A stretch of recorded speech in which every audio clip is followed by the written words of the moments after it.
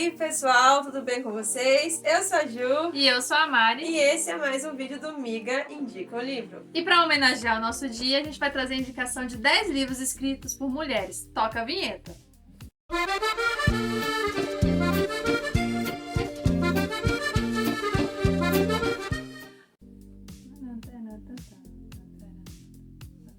E o primeiro livro que a gente gostaria de indicar para vocês hoje é porque nessas horas naturais eu sempre vê, mas faz tempo que eu não uso bichinho. Vocês não... Né? Agora os teus né é complicado, meu amigo. Mas eu sei, a gente tem que passar a ser mais solta na hora de gravar. Eu tava pensando em fazer gravar, mas não dá, né? Porque senão eu gravava um vídeo num dia, outro vídeo no outro. Porque aí ficava mais espaçado. E deixava mais solta. E aí, se eu gravasse uma hora, a gente ficava menos sem ter correndo muito tempo, entendeu? Talvez o ideal seja começar a gravar sábado à tarde. Um vídeo sábado à tarde, um filme ainda.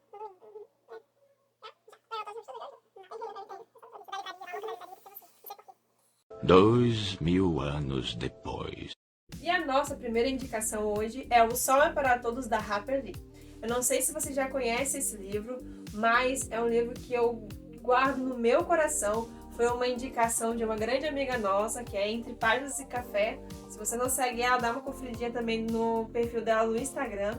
E é uma indicação que eu guardo com muito carinho, porque é um livro que traz muitas lições. E a principal delas é que ninguém nasce racista, que as pessoas se tornam ao longo da vida, ou que as pessoas podem, que todo mundo tem escolha, que a pessoa pode escolher se ela vai se tornar ou não. Esse livro ele fala muito profundamente, ele quebra muitas barreiras e é um livro que eu acho essencial para todo mundo, é uma leitura que todo mundo deveria fazer. E uma curiosidade sobre essa obra é que a escritora Harper Lee, ela usa um pseudônimo. Ele foi lançado, acho que na década de 60, e nessa época ainda havia muito preconceito quanto a mulheres publicando livros. Então, ela suprimiu o primeiro nome dela, que é Nellie, que ficaria mais característico que se tratava de uma mulher, e adotou apenas Harper Lee para não ser tão assim taxada ou então impedir que o seu livro vendesse mais, né? Isso é uma lástima, né? Mulheres terem que adotar pseudônimos para que os seus livros vendam. E não vai longe, a própria J.K. Rowling, já na década de 90, teve que fazer isso para garantir que os seus livros não tivessem a vendas tão limitadas a um público menor. E realmente, se a gente for analisar, Harper Lee é ambíguo, né? Eu sempre tive dúvida antes de conhecer melhor a obra, se tratava de uma mulher ou de um homem. E o interessante, gente, é que ela aborda um assunto muito delicado, que é sobre o racismo e como ele existia em 1929, na Grande Depressão, que naquela época, na minha opinião, já era um absurdo ainda existir racismo, mas ainda nós temos a infelicidade de que nos dias atuais nós também temos várias pessoas que sofrem do mesmo problema. E o que eu acredito que tenha que ser mais valorizado nessa obra?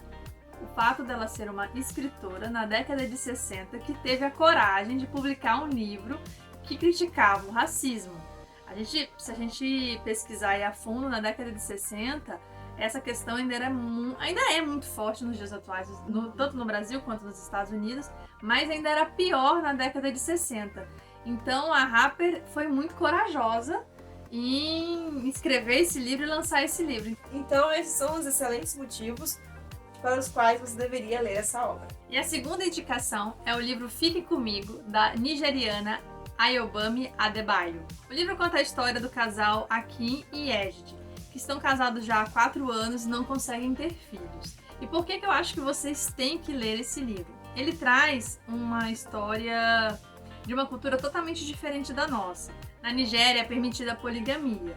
Então, como eles não conseguem ter um filho, o Akin ele é permitido casar com outras mulheres, algo que a Ejide não quer.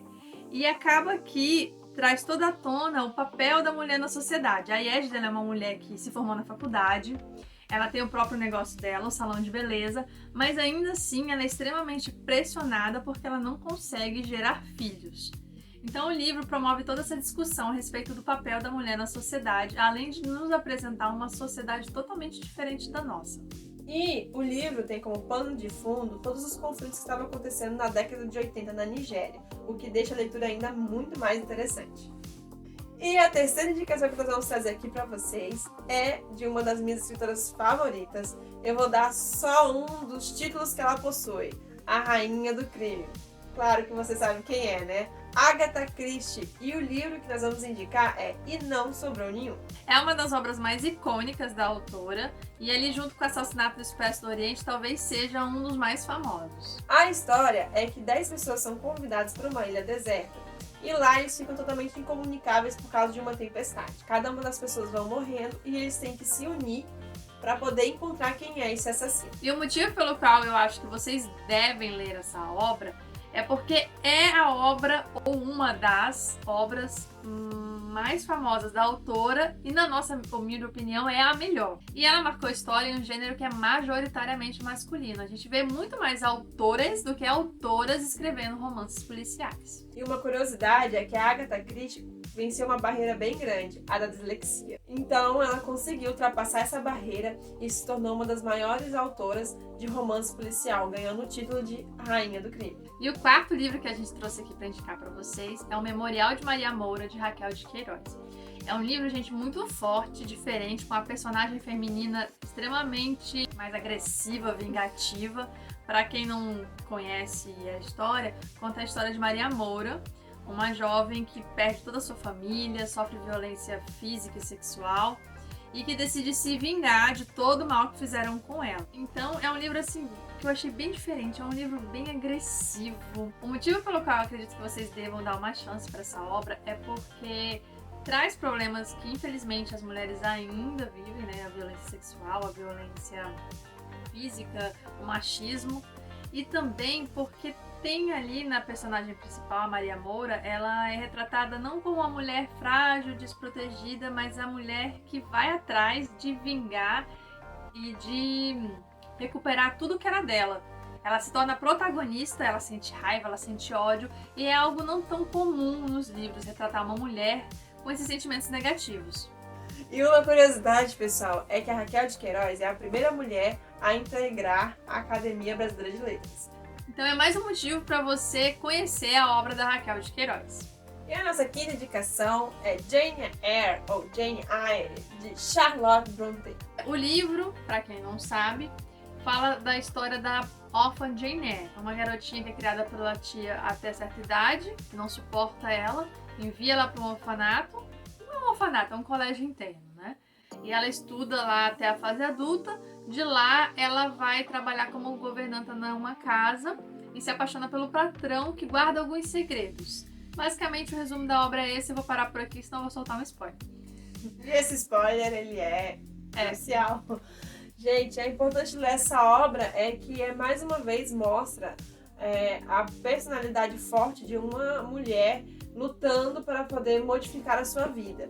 A Jane Eyre, a tia dela praticamente abandona porque ela é cuidada pelo tio. Depois que o tio morre, a tia não quer mesmo que ela vá para longe, não quer saber dela, não tá nem aí. Então, desde pequena, ela tem que lutar, ela vai ter que buscar formas de conseguir alcançar aquilo que ela deseja. Porque até mesmo no colégio interno elas são maltratadas, ela passa a vida inteira no sofrimento. Então, desde pequena, ela tenta buscar formas para ela poder ser forte e ela conseguir vencer cada obstáculo que é colocado na vida dela. E esse romance ele foi publicado originariamente como um subtítulo de uma autobiografia, porque basicamente a história da Jane Eyre é muito parecida com a história da Charlotte Brontë. Elas moraram com o pai até certa idade, a mãe morreu. Como eram muitas filhas e filho também, elas foram criadas até certa idade com a tia e depois mandadas para um colégio interno, estudar até certa idade, e a Charlotte virou governanta por um tempo antes de começar a escrever. Então há aí muita semelhança entre a história tanto da protagonista quanto da própria escritora.